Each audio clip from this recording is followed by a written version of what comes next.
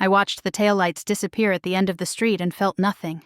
No ache in my chest, no tears, just a strange, steady quiet, like the moment after a storm when you realize the house is still standing. He thought he was leaving for a harmless break. A secret trip. A few stolen days with a woman who made him feel younger, and a family who pretended not to notice the ring he never took off. He believed home would be waiting when he came back, unchanged, patient, loyal. He believed I would still be here. The sign went into the lawn the same afternoon he crossed state lines. I stood at the window and watched the agent press it into the soil, the metal stake biting cleanly through the grass we'd planted together years ago. The word sold wasn't up yet. That came later. For now, it was enough to know the ground had shifted. I timed everything carefully. I always had. I wanted him to see the result before he ever heard my voice again. I wanted the truth to greet him at the door without me having to say a word. People like to imagine revenge as rage, as shouting or smashing or dramatic last words. This wasn't that. This was colder, quieter. This was a woman standing alone in her living room, listening to the refrigerator hum, knowing that by the time her husband returned, the house would already be gone, and so would I. He didn't know it yet, but the life he thought he was stepping away from had already ended. 3 months earlier, I still believed we were just tired. It was early spring, one of those weeks where winter refuses to fully let go. The mornings were gray and damp, and the house felt smaller than it used to. He had started waking before dawn, pulling on gym clothes he'd never worn before, smelling faintly of a new cologne that didn't belong to our history. His phone lived in his hand, face down on the counter, buzzing just often enough to make me notice. When I spoke, he nodded without really listening. When I stopped talking, he didn't seem to notice at all. I told myself it was stress, work, midlife restlessness, all the reasonable things women tell themselves when they don't want to look too closely at what's changing right in front of them. We'd been together long enough to know each other's rhythms, and this one felt off, but I didn't yet have a name for it. The night everything shifted, I was folding laundry in our bedroom. Ordinary, forgettable work.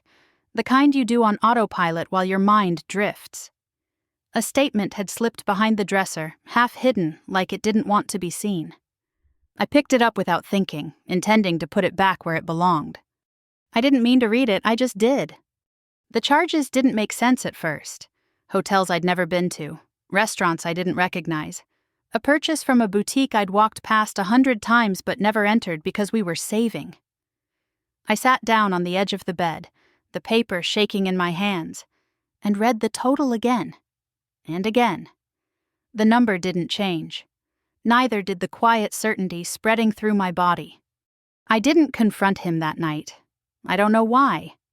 Maybe I needed time for the truth to settle into something solid. Maybe part of me was still hoping there was an explanation that didn't end everything we'd built. I made dinner. I asked about his day. I smiled when he kissed my forehead like it was a habit instead of a choice. When he fell asleep beside me, I stared at the ceiling and felt something inside me harden. By morning, denial was no longer an option. I started noticing things I'd ignored before. The way he dressed with care for places I wasn't invited. The way he spoke about coworkers with a familiarity that felt too intimate. The way he treated our home like a hotel, passing through without really being present. I realized I'd been shrinking to fit into the space he was slowly abandoning. I didn't cry, I didn't scream, I didn't ask questions I already knew the answers to. Instead, I made a list. It wasn't a list of accusations or demands. It was practical. What I owned, what I had brought into the marriage, what mattered, what didn't. I opened a new email account. I backed up files.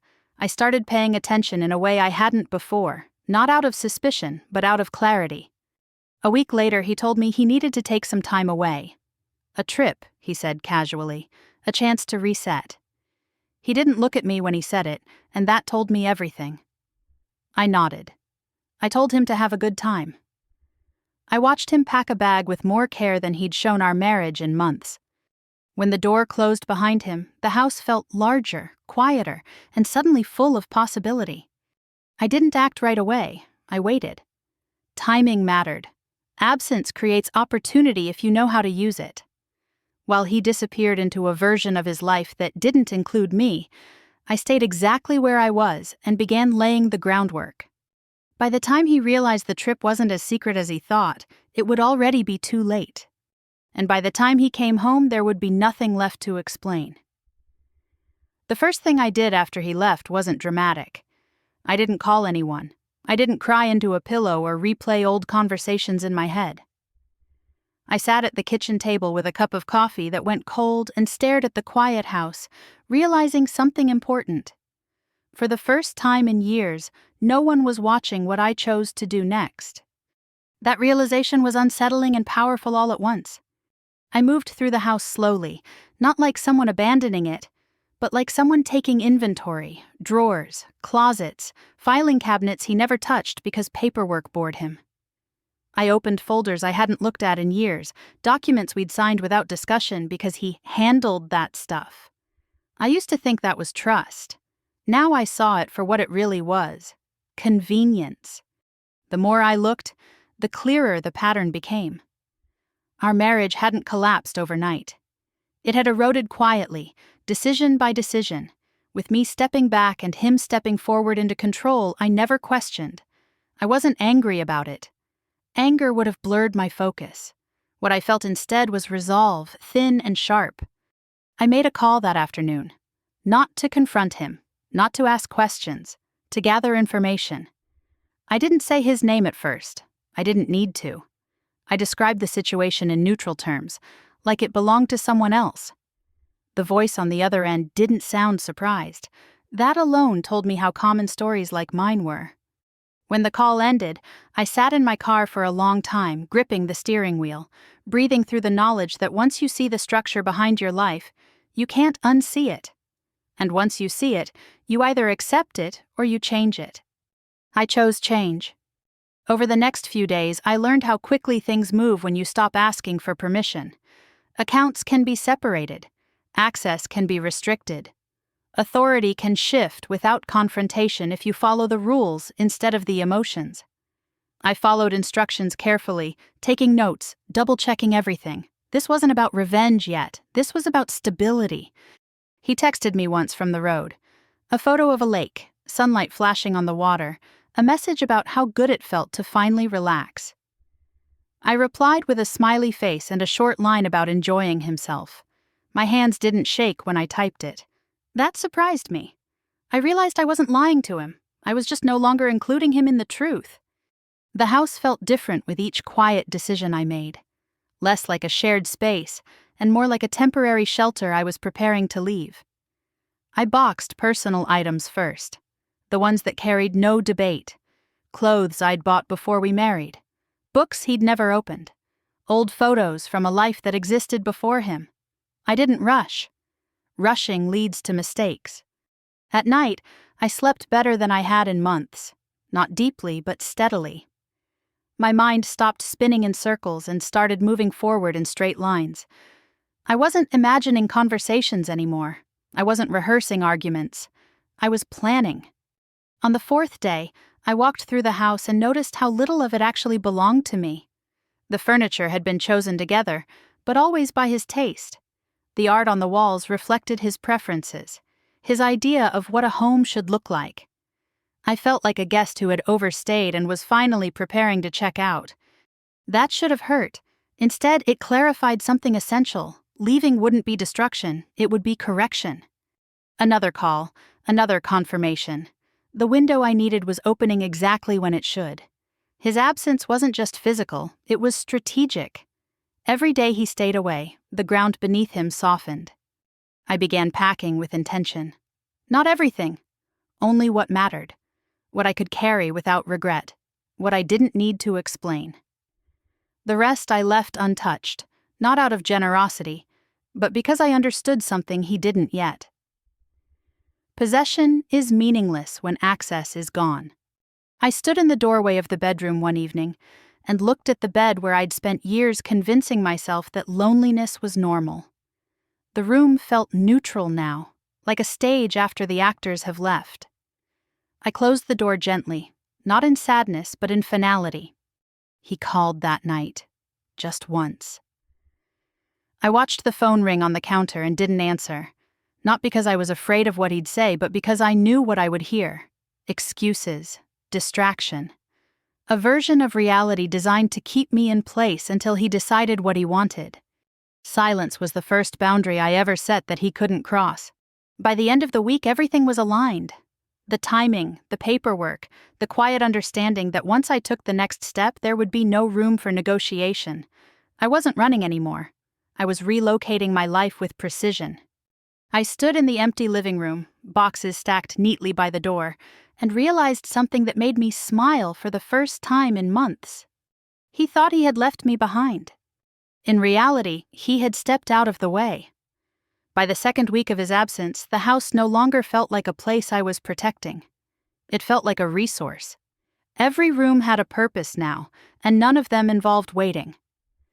I moved through the days with a quiet efficiency that surprised me, like my body had been rehearsing this long before my mind caught up. The call that changed everything came on a Tuesday morning. I'd been expecting it, though I didn't know exactly when it would arrive. I sat at the dining table, sunlight cutting across the wood in sharp lines, and listened as the person on the other end laid out the options in a voice that was calm, factual, and completely uninterested in my feelings. That was exactly what I needed. There was a mechanism I hadn't known existed. Not a loophole, not a trick, but a process designed for situations like mine. Situations where absence wasn't accidental, where patterns mattered more than promises. I asked questions carefully, repeating them back to make sure I understood. I took notes. I didn't rush them. When the call ended, I sat there for a long moment, pen hovering over the page, aware that the path forward had narrowed into something very clear. Preparation met opportunity without drama. That was the most unsettling part. I'd expected resistance, maybe skepticism. Instead, I found a system that responded to structure and documentation, not emotion. Forms were sent. Appointments were scheduled. Deadlines appeared on my calendar, neat and unyielding. The machinery moved forward the moment I stepped into the right position. I didn't feel powerful, I felt focused.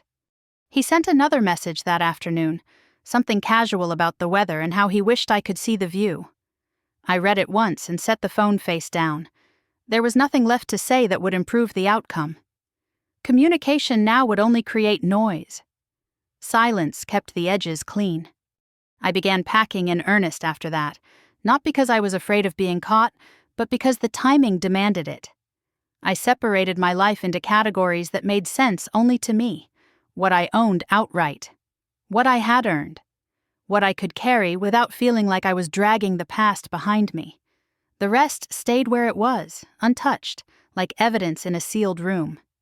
There were moments when memory tried to intrude, a mug he'd given me years ago, a framed photo from a vacation that felt like it belonged to strangers now. I acknowledged the feelings without indulging them. Nostalgia is a luxury when you're executing a plan. At night, I reviewed documents at the kitchen counter, highlighting lines that mattered, flagging pages, checking dates. I learned how language can quietly rearrange reality, how a signature can mean more than a conversation ever could, how authority shifts when you stop assuming it belongs to someone else. The next meeting happened in an office that smelled faintly of coffee and printer ink, neutral territory. I was treated with professional respect, not sympathy. I appreciated that more than I expected. We spoke in terms of facts, timelines, and consequences. I answered questions directly. When they asked if I was certain, I didn't hesitate. Certainty had replaced hope. When I stepped back outside, the air felt sharper, like the world had adjusted its focus. I sat in my car and allowed myself one deep breath. Not relief, readiness. From this point on, the process would move faster than emotion. That was both comforting and terrifying. He called that evening. This time, twice. I watched the screen light up and go dark, again and again. I didn't block him. Not yet. There was something instructive about letting him reach into the void and find nothing waiting. Silence wasn't punishment. It was information. The house emptied quickly after that. Boxes stacked neatly by the door, labeled in my handwriting, precise and unsentimental. I arranged pickup times. I confirmed travel details. I handled everything the way I always had. Only this time I wasn't doing it to hold a family together, I was doing it to move one forward. On the 7th day, I walked through the rooms one last time. Not to say goodbye, but to confirm there was nothing left that could pull me back. The walls looked bare without the distractions I'd lived with for years. The space felt honest now. I sat on the floor of the living room, back against the wall, and thought about how easy it would have been to confront him, to demand explanations, to cry and bargain and ask him to choose me. That version of the story would have left me standing in the same place, waiting for someone else's decision. This version required patience and precision. By the time I locked the door behind me that night, I understood something with absolute clarity. Once a process like this starts, it doesn't pause for second thoughts. There would be no undoing what I'd set in motion, not even by me. And somewhere, miles away, he was still pretending his absence was temporary, unaware that every hour he stayed gone made my position stronger. The house hadn't changed yet, but it was already on its way out of his life. The confirmation arrived on a Thursday morning, tucked between two ordinary emails, and it didn't announce itself the way life-changing things are supposed to. No dramatic language, no warning, just a clear statement of status, and a timeline that didn't care how long I'd been married, or how many memories lived inside those walls. I read it twice, then once more out loud to make sure my understanding matched the words on the screen. It did. This wasn't a possibility anymore. It was permission. The strange thing about permission is how little it feels like victory. It feels like responsibility. The weight shifted instantly, settling into my shoulders with a quiet insistence. If I moved forward now, I had to move all the way. Half measures would unravel everything. I closed my laptop and stood in the kitchen, listening to the tick of the clock he'd insisted on hanging there because he liked the sound. For years, that ticking had marked dinners, arguments, reconciliations, and long silences. Now it marked deadlines. I took it off the wall and set it gently in a box, not because it mattered, but because I didn't want it marking time anymore. The next steps came quickly, appointments stacked back to back, documents printed, signed, scanned, and filed. I learned how fast systems respond when you speak their language. No one asked me how I felt. They asked me if the information was accurate. That was enough. I kept my voice steady on the phone, even when the questions edged close to personal. Yes, he was away. Yes, the absence was ongoing. Yes, I understood the implications. Each answer felt like sealing a door behind me, one I had no interest in reopening. He sent a photo that afternoon, a group shot this time. Smiling faces, sunlight. His arm draped casually around someone he thought I didn't know about. I studied the image without reacting, noticing details that would have devastated me weeks earlier. How relaxed he looked, how convinced he was that this version of his life was secure. I placed the phone face down and returned to my list. Packing became more methodical. I stopped thinking in terms of rooms and started thinking in terms of weight. What could I carry easily? What could be replaced? What had value beyond sentiment? I folded clothes with care, not because I was sad, but because I respected the life I was taking with me. The rest stayed behind, a silent acknowledgement that not everything is meant to survive. There was a moment in the bedroom when I hesitated. The closet door stood open, half empty now, and for a second I imagined him opening it later, noticing the missing space. I didn't linger on the image. His realization wasn't my concern. Completion was. The meeting that sealed it happened in a room designed to make people feel small. High ceilings, neutral walls, a long table polished to a dull shine. I sat straight, hands folded, listening as the final conditions were outlined. There were no raised voices, no dramatic pauses, just a sequence of steps and the consequences attached to them. When they asked if I needed more time, I shook my head. Time had already been spent. I signed where they told me to sign, initialed where required. My handwriting looked steadier than I felt, which surprised me. I'd always thought courage would feel like adrenaline. Instead, it felt like alignment, like everything inside me had finally agreed on one direction. Outside, the sky had shifted to that flat gray that makes everything look unfinished. I stood on the sidewalk for a moment, breathing in air that felt sharper than usual, and realized something important. I wasn't doing this to hurt him. I was doing it to stop hurting myself. He called that night. Not once, not twice. Over and over until the phone went silent on its own. I let it. Each unanswered call reinforced the boundary I was building, brick by brick. If I spoke now, I'd soften. I knew myself well enough to know that. Silence was the only language that kept me steady. I slept lightly, waking before dawn with a sense of urgency that had nothing to do with fear. The timeline was tightening. Everything was aligning too cleanly to question now. I made coffee, stood by the window, and watched the street wake up, ordinary lives unfolding without noticing the shift happening behind my door. By mid-morning, arrangements were finalized, dates confirmed, instructions given. I checked each item off my list with care, feeling the strange satisfaction that comes from competence. This was a skill I'd honed over years of holding things together. Now I was using it to take something apart. I walked through the house one last time that evening, not as a wife, but as a witness. The walls held their silence. The rooms echoed slightly, already practicing for emptiness. I didn't apologize to them. I didn't thank them. Places don't need closure. People do. As I locked the door behind me, I felt the weight of the keys in my hand and understood that I was carrying something far more valuable than access. I was carrying timing, and timing, used correctly, changes everything. He was still away, still convinced he'd left his life on pause. He had no idea the clock had already run out. The point of no return didn't arrive with a dramatic announcement. It crept in quietly, disguised as routine. I was standing in the hallway, surrounded by half-packed boxes, when I realized there was no longer a version of this plan that ended with me staying. Not because I couldn't stop, but because I wouldn't. I checked the calendar again, counting backward and forward like I had a dozen times already.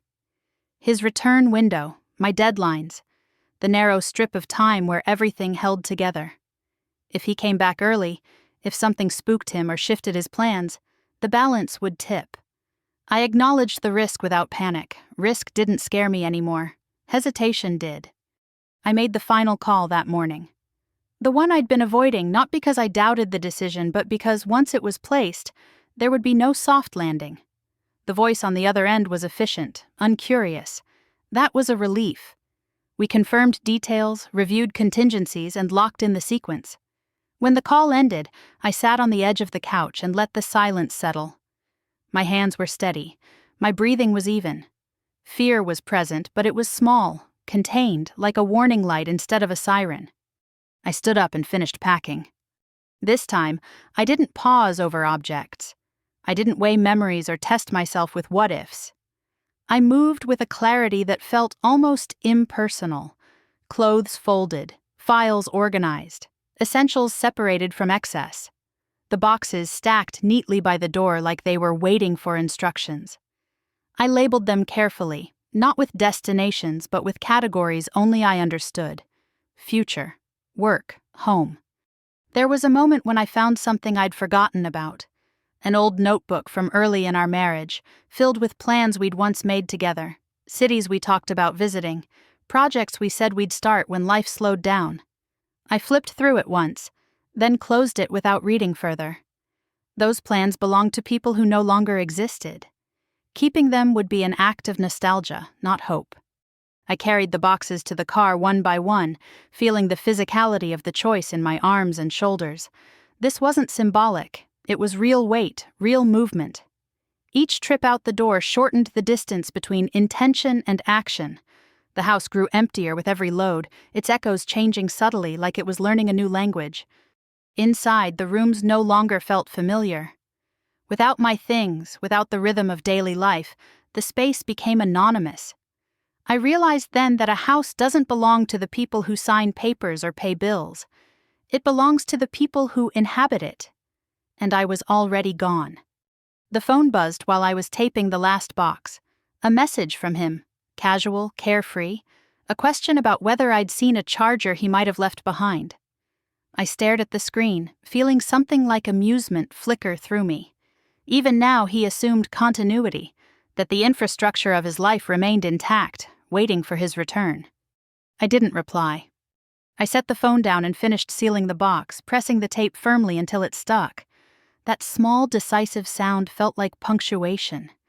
The afternoon stretched long and quiet.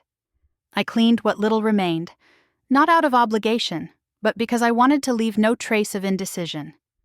I wiped counters, cleared shelves, removed the last personal items. The house began to feel less like a place I was leaving and more like a place I had already left behind.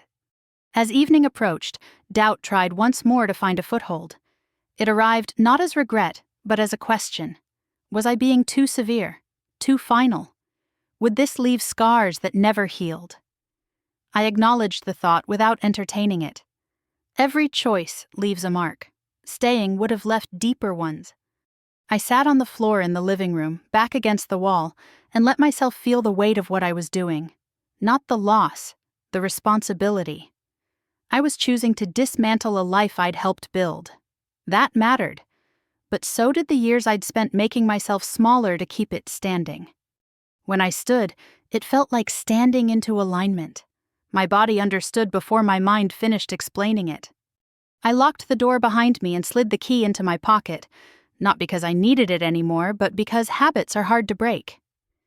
The air outside was cool, carrying the faint scent of rain. The street looked the same as it always had. Neighbors came and went. Lights flicked on in houses that still held families together. Mine did not. As I drove away, I glanced once in the rearview mirror. The house sat quietly, unaware of its own transition. It looked unchanged, solid, patient. But I knew better. Ownership isn't just a name on a document. It's presence. And mine was already gone. By the time he returned, this place wouldn't recognize me as its occupant. And that was exactly the point. The day everything accelerated began like any other. Gray light through unfamiliar curtains, a hotel room that smelled faintly of detergent and stale coffee, my suitcase already zipped and waiting by the door. I'd slept lightly, waking every few hours to check the time, not because I was anxious, but because timing had become a discipline. This wasn't the kind of moment you rushed, it was the kind you aligned. I checked my phone first thing. No missed calls, no messages. His silence told me he was still exactly where he planned to be, still confident that the world he'd left behind was frozen in place. That confidence was doing more work for me than he ever had. I made my way to the appointment with a sense of calm that surprised me. The building was unremarkable, the kind of place people pass every day without noticing. Inside, everything was efficient, names confirmed, documents verified. No one asked about emotions or motivations. They asked for identification, they asked for signatures, they asked for clarity. I gave them all three. The conversation was brief, but final. Once the sequence began, it couldn't be paused for reconsideration or softened by sentiment. The terms were precise, the timeline unforgiving. I nodded as each step was outlined, aware that this was the moment where preparation turned into consequence. There would be no dramatic flourish, just follow-through. When I signed, the pen felt heavier than it should have, not because of doubt, but because I understood the weight of what I was authorizing. I didn't hesitate. Hesitation belongs to people who are still hoping for rescue. I was already past that. By the time I stepped back outside, the morning had sharpened into something clear and bright. The world looked the same as it always had, which felt almost absurd. Traffic moved. People checked their watches. Somewhere, a man laughed into his phone, unaware that his certainty was unraveling. I returned to the hotel and waited. This was the hardest part, not because I wanted to act, but because everything that mattered was already in motion. Waiting requires a different kind of discipline. You can't interfere. You can't overthink. You have to trust the structure you've built. Midday passed quietly. I packed the last of my things, checked out, and left the key on the counter as instructed. I didn't look back at the room. Temporary spaces don't deserve nostalgia. They serve their purpose and then disappear. The message confirming completion came in the afternoon. Short, formal, unemotional. I read it once, then again, letting the reality of it settle. This was no longer theoretical, no longer conditional. What had been set in motion weeks ago had reached its point of impact. I sat in my car for a long moment, hands resting on the steering wheel, and felt the smallest flicker of disbelief. Not regret. Disbelief at how quietly something so significant could happen. Years of marriage, shared space, shared identity, reduced to a sequence of steps that fit neatly into a single afternoon. I didn't celebrate. There was nothing to toast. I simply exhaled, a long breath I hadn't realized I'd been holding, and turned the key. As I drove, my phone lit up again. This time it was a text from him. A photo of dinner, candles on a table, someone else's laughter caught mid-frame. The message beneath it was casual, affectionate in the way people are when they assume forgiveness is guaranteed. I looked at it without emotion, then locked the screen. He was still performing. I thought briefly about the version of myself who would have responded, who would have asked questions disguised as concern, who would have used humor to soften confrontation. That woman felt distant now, like someone I'd known a long time ago, but no longer recognized in the mirror. The road stretched ahead of me, familiar at first, then gradually changing as I crossed invisible boundaries. I checked the time again, calculating when he would be on his way back, when realization would begin to creep in. I wouldn't be there to see it. That wasn't avoidance. It was design. By evening, I reached my destination, the place where the next phase of my life would begin. It wasn't glamorous. It didn't need to be. It was quiet, private, and mine. I carried my suitcase inside and set it down, feeling the echo of emptiness in the room, not as loneliness, but as space. I sat on the edge of the bed and allowed myself one moment of acknowledgement. This was the last time fear would have a voice in my decisions. Everything from here on out would be built on intention. I checked my phone one final time before setting it aside. Still nothing from him, still no awareness of what had already been finalized. Somewhere he was laughing, relaxed, confident in the belief that he could return and pick up where he'd left off. He was wrong. By the time he started his drive home, the life he thought he owned would already belong to someone else. And I would be gone. The morning after everything was finalized, I woke up before dawn and lay still, listening to the unfamiliar quiet. There was no refrigerator humming in the next room, no floorboard creaking under someone else's steps, no subtle tension waiting for the day to begin. Just air, cool and clean, and the steady rhythm of my own breathing. For the first time in years, my life wasn't organized around anticipation. I made coffee in a borrowed kitchen, the smell sharp and grounding, and watched the sky lighten through a narrow window. This was the space between actions and consequences, the pause the world takes before it catches up. He was still away, still comfortable, still unaware that the foundation he stood on no longer existed. I didn't feel triumphant, I felt precise. News travels in strange ways when you're no longer at the center of it. I didn't seek updates, but fragments arrived anyway. A voicemail I didn't answer. A text that appeared, then disappeared. A missed call that left no message. Each attempt felt less like concern and more like irritation, the sound of someone discovering that access had changed without notice. I resisted the urge to block him outright, not out of kindness, but because boundaries are stronger when they don't need constant reinforcement. Silence forces people to sit with their own assumptions. I let him sit. By mid-morning, the first indirect message came through a neutral channel. A simple question, carefully worded, testing the edges. I responded once, briefly, with a redirect that made it clear communication would be limited and formal. No explanations, no emotion, just structure. The message did what it was meant to do. It slowed him down. I spent the afternoon organizing the small details of my new life. Address updates, account confirmations, travel arrangements checked one last time. These tasks weren't busy work, they were proof. Every completed item was another layer between who I'd been and who I was becoming. There was a moment, late in the day, when exhaustion caught up with me. Not the physical kind, but the deep tiredness that follows sustained control. I sat on the edge of the bed and let my shoulders drop, feeling the weight of weeks finally settle. This was the cost no one talks about.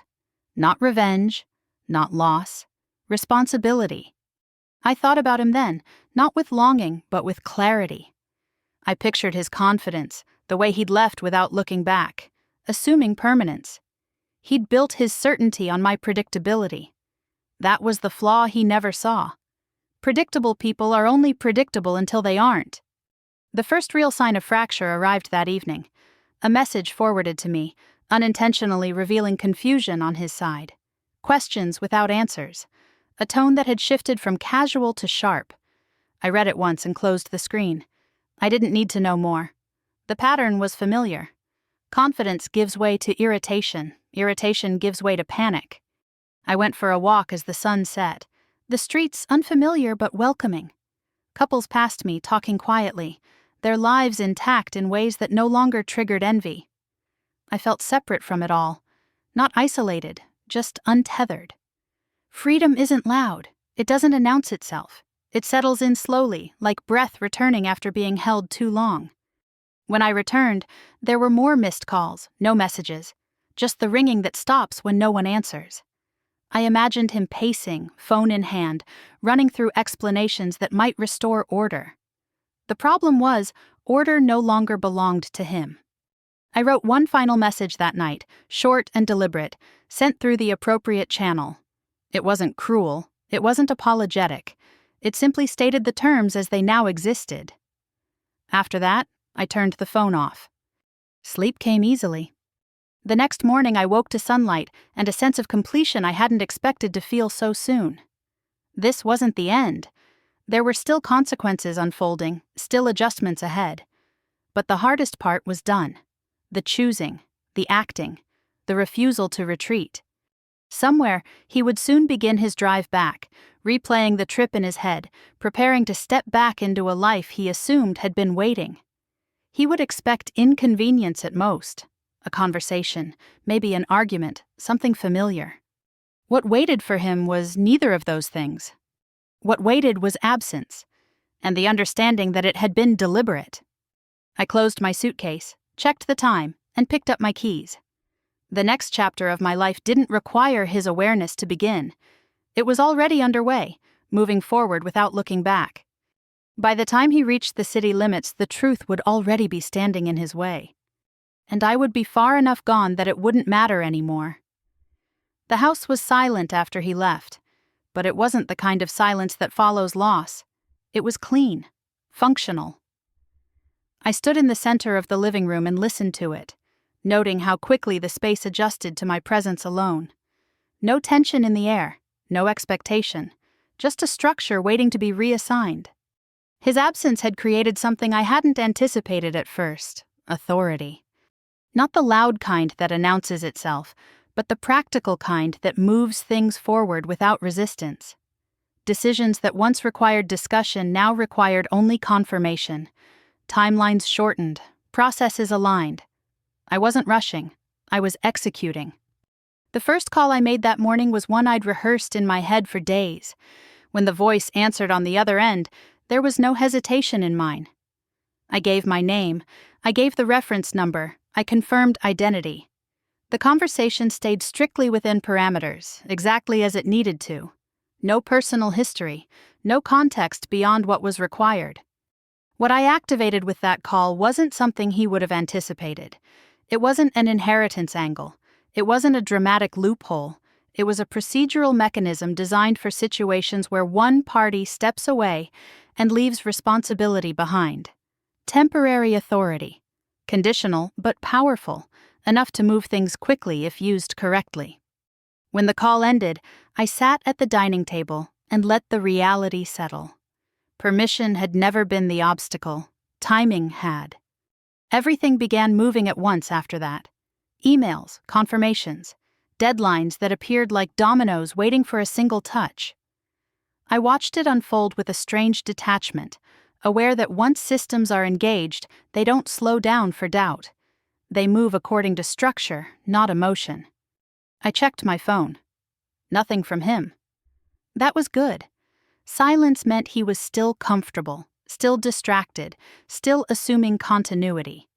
He believed absence was freedom. In reality, it was exposure. I started packing in a way that surprised even me, not emotionally, surgically.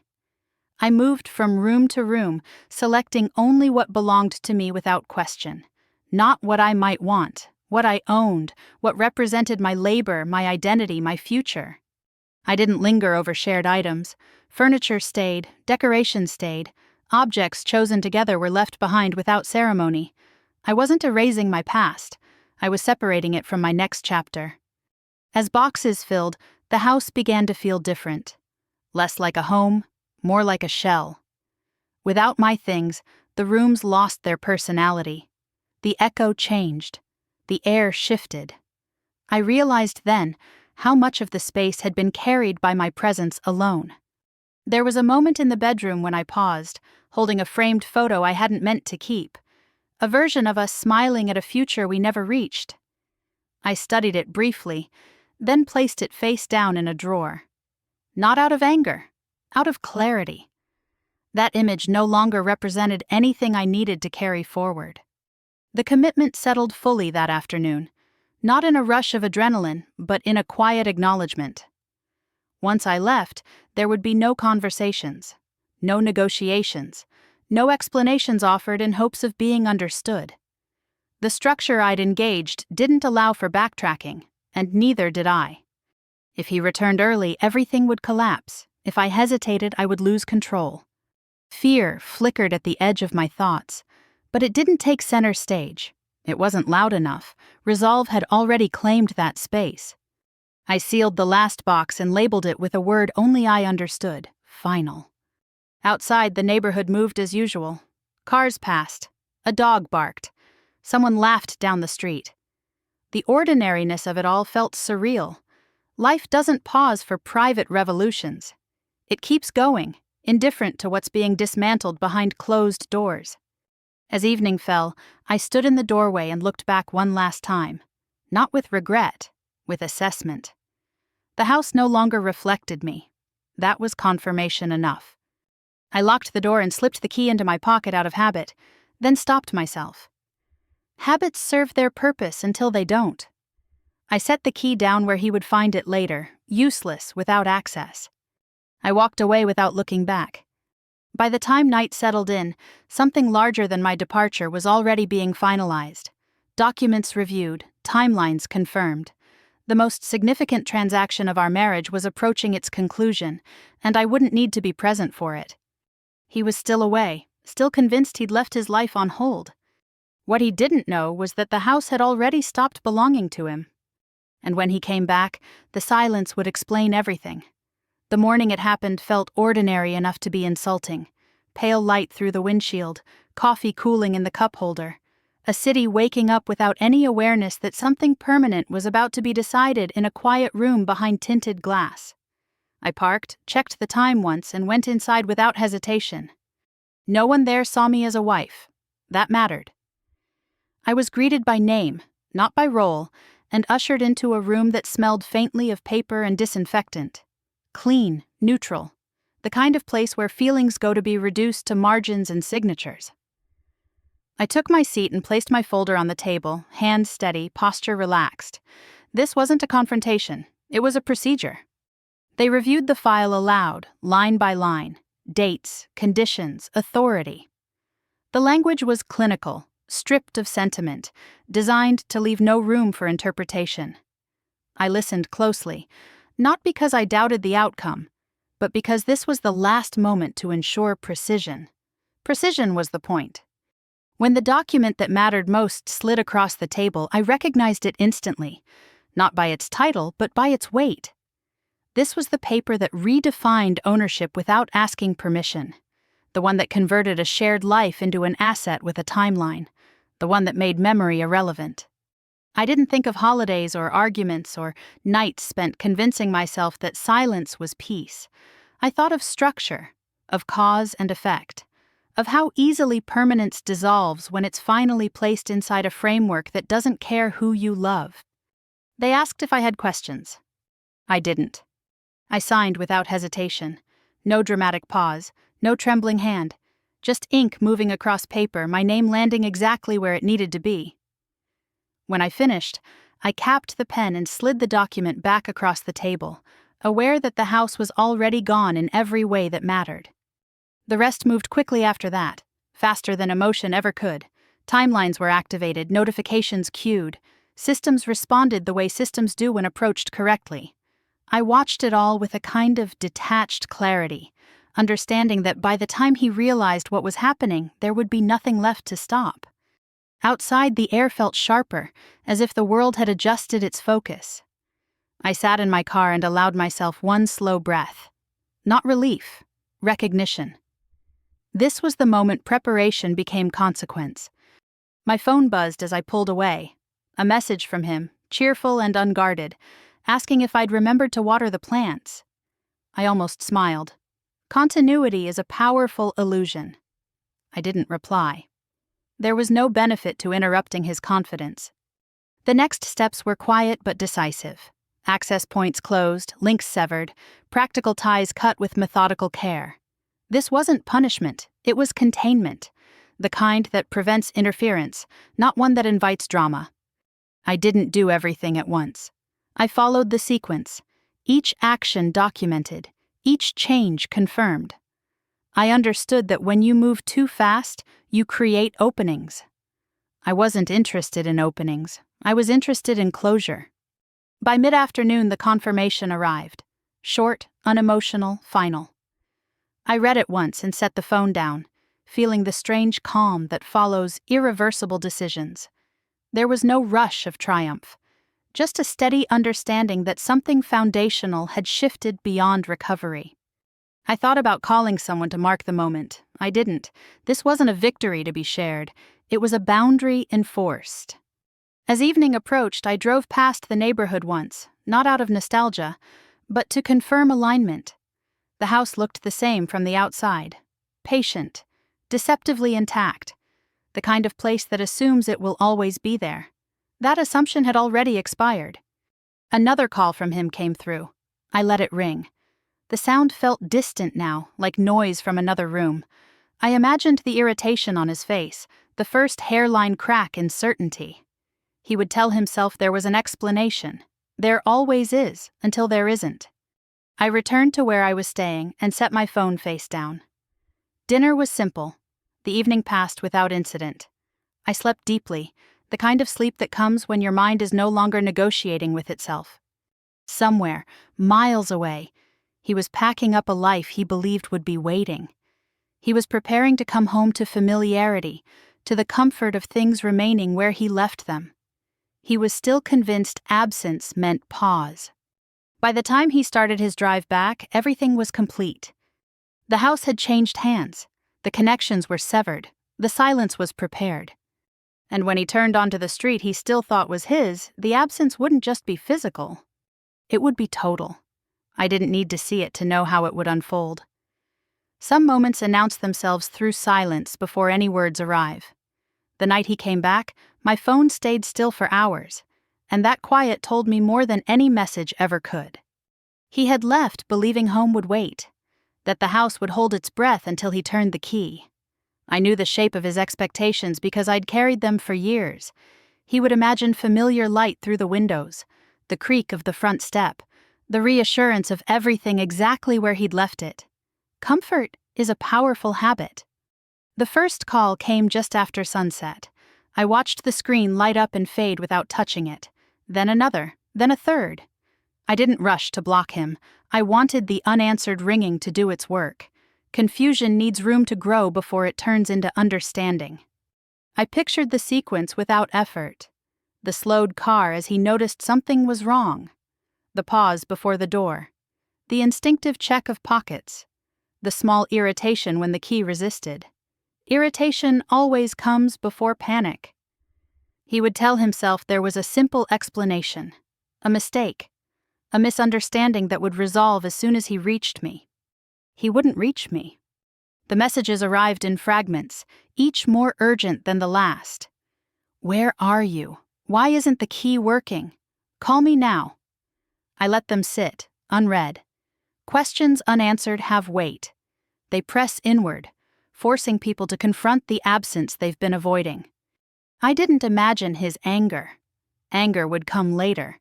What I imagined first was his confusion, the way it would stretch and thin as each layer of certainty peeled away. The realization that the house was empty would arrive slowly, not all at once.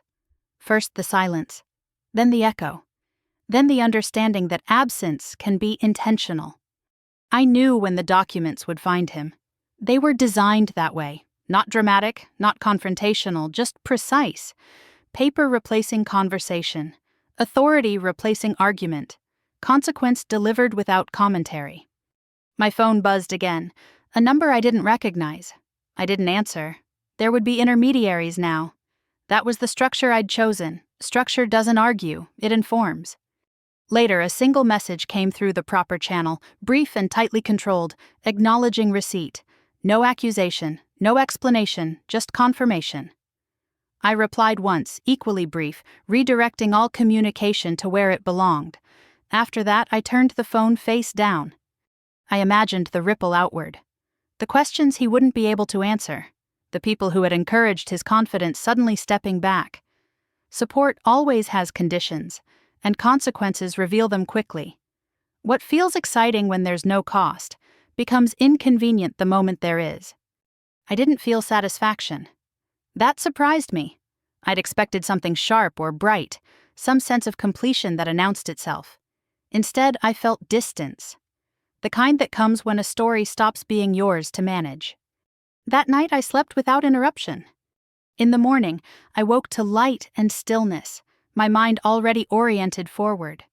The fallout was unfolding without me, exactly as planned. I didn't need updates to know the shape of it.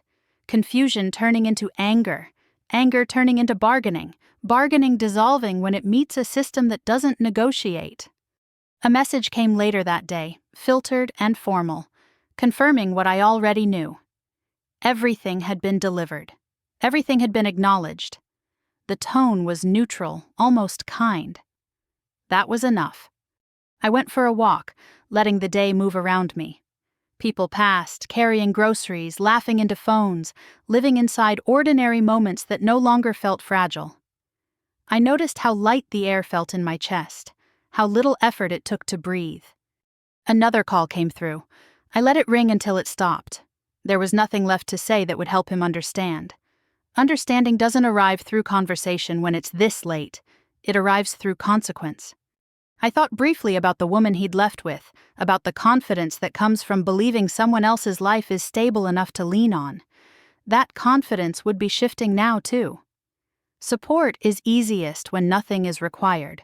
When cost enters the equation, clarity follows. By evening, the attempt slowed. The silence returned, heavier this time, not empty, weighted, the kind that settles when reality finishes introducing itself. I sat by the window and watched the city lights come on, one by one. Somewhere, he was standing in the wreckage of assumptions he'd built on my predictability. He would tell himself a story about what happened. He would choose a version that protected his ego. That didn't matter. What mattered was that I wasn't there to absorb the impact anymore. This was the end of his version of our life, the one where absence had no consequence and certainty belonged to him by default. While he stood surrounded by what was no longer his, I was already elsewhere, moving forward without needing his awareness. The collapse didn't require my presence to be real. And that was the final shift. The aftermath didn't explode the way people imagine these things do. It spread, slowly, quietly, like a stain seeping outward, touching everything he thought was solid. I felt it from a distance, not through messages or updates, but through the absence of them. Silence changes texture when someone finally understands it isn't temporary. Days passed without direct contact. That wasn't avoidance, it was compliance. He had been informed, formally and unmistakably, where communication belonged now. Every attempt to step outside that boundary was redirected without commentary. Systems are good at that. They don't get tired, they don't feel guilt. They simply hold. What reached me instead were fragments, not gossip, not drama, shifts, a name no longer spoken casually, a story told with hesitation. The subtle recalibration people do when they realize the version they were given doesn't fully explain what they're seeing. Reputation doesn't collapse all at once. It tilts, then settles somewhere lower than before. I spent that week focused on my own transition. New routines, new rhythms. I learned the sounds of my surroundings, the way the light moved through unfamiliar windows, the small habits that signal belonging. This wasn't escape, it was arrival. I hadn't run from my life. I'd moved into the next one. There was a moment, midweek, when I received a carefully worded update through the appropriate channel. Not a plea, not an accusation, an acknowledgement. It confirmed that he now understood the scope of what had happened. Not emotionally, logistically. Emotion comes later, if it comes at all. I read it once and closed the file. Understanding doesn't require response. The truth is, the most powerful part of what I'd done wasn't the outcome. It was the preparation. The way I'd moved quietly, deliberately, without announcing intent. People expect revenge to be loud, confrontational, messy. They look for raised voices and dramatic exits. What they don't anticipate is methodical withdrawal. He'd mistaken my silence for passivity, my patience for weakness, my consistency for dependence. Those assumptions had shaped every decision he made, right up until the moment they failed him completely. I thought about the early years then, not with longing, but with curiosity. How easily dynamics form, how quickly roles solidify. I had been reliable, accommodating, present. Those traits had been interpreted as permanence instead of choice. Choice is the part people forget to account for. The fallout continued without me. Practical consequences first, then relational ones. People who had been comfortable in the glow of his confidence began to reassess their proximity. Support is often conditional on stability. When stability fractures, distance grows. I didn't track the details. I didn't need to. This wasn't about watching him suffer. It was about ensuring I never had to again. One evening I sat with a glass of water and watched the city settle into night. I realized something then that felt almost anticlimactic. I wasn't angry anymore. Not because I'd won, but because anger had served its purpose and stepped aside. What remained was clarity. Clarity doesn't demand validation. There was one final exchange near the end of that week, a formal notice confirming closure, no openings, no pending actions, just completion. I acknowledged receipt and archived it. That was it. The last thread cut cleanly. I slept better after that. Not the heavy sleep of exhaustion, but the kind that comes when your mind no longer runs contingency loops, when there's nothing left to anticipate, nothing left to brace for. My body learned the difference quickly. I woke the next morning with a sense of proportion restored. The past occupied the space it deserved. No more, no less. It existed, but it no longer defined the shape of my days. Somewhere he was rebuilding a narrative. People always do. He would frame himself as surprised, wronged, misunderstood. He would omit details that complicated that version. That was his work now, not mine. What I carried forward was simpler. Responsibility reclaimed, power redistributed. A life reorganized around intention instead of reaction. I stepped outside and felt the air shift against my skin, the subtle reminder that movement was still possible, that direction was a choice renewed every morning. I wasn't starting over. I was continuing, without the weight that had once passed for partnership. This chapter didn't end with closure because closure suggests finality. What it ended with was alignment. And that, I had learned, was the rarest outcome of all. I didn't mark the ending with ceremony, no final message, no symbolic gesture. The true conclusion had already happened quietly, in the days when my life stopped orbiting around someone else's choices, and began responding only to my own.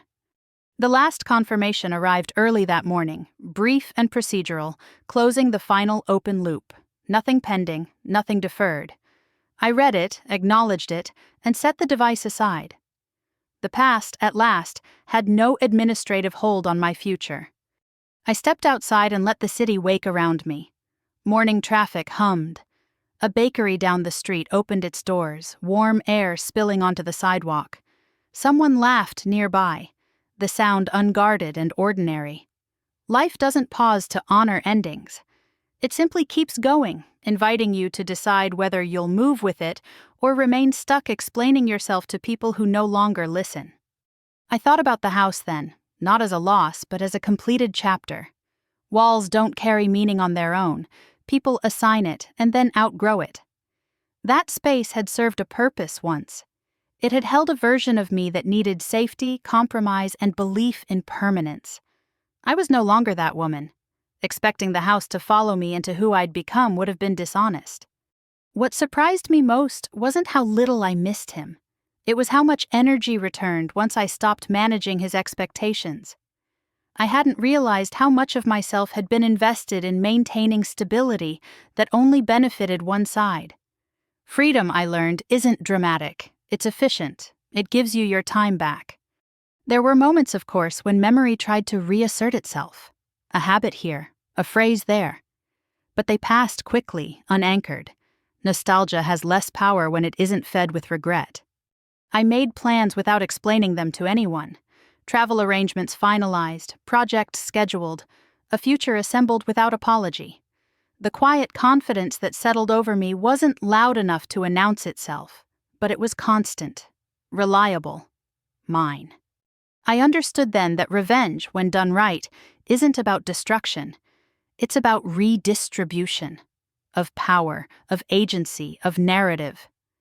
I hadn't taken something from him so much as I'd reclaimed what I'd been giving away for years without realizing it. Somewhere, he was still telling his version of the story. People always do. They simplify, omit, reshape events until they fit comfortably around their self-image. That no longer concerned me. The truth doesn't require consensus to be real. What mattered was this. I had left without asking permission. I had acted without announcing intent. I had chosen myself without waiting for validation. That was the real turning point. Everything else had simply followed. As the day unfolded, I felt no need to check messages, to scan for reactions, to measure impact. The outcome no longer depended on observation. It existed whether anyone acknowledged it or not. I poured another cup of coffee and sat by the window, watching the light shift across buildings that didn't know my name and didn't need to. There's a particular peace that comes when your identity stops being relational and becomes self-contained, when you no longer need to be understood to be certain. This wasn't a story about a house being sold or a marriage ending. Those were just visible markers. The real story was about recognizing when silence isn't weakness, when patience isn't passivity, and when walking away isn't loss but alignment. I didn't disappear to punish him. I left to protect myself. And in doing so, I gained something far more valuable than closure. I gained ownership of my life. If this story resonated with you, if you've ever felt underestimated, overlooked, or quietly carrying more than your share, know this. Power doesn't always announce itself. Sometimes it waits. Sometimes it plans. And sometimes it simply leaves. If you'd like to share your thoughts, your own experiences, or what this story stirred in you, I'd love to hear them in the comments. Your voice matters here. And if you want to stay with me for more stories about reclaiming dignity, turning the tables, and choosing yourself when it matters most, make sure you're subscribed. Because sometimes the most powerful revenge is living well and doing it on your own terms.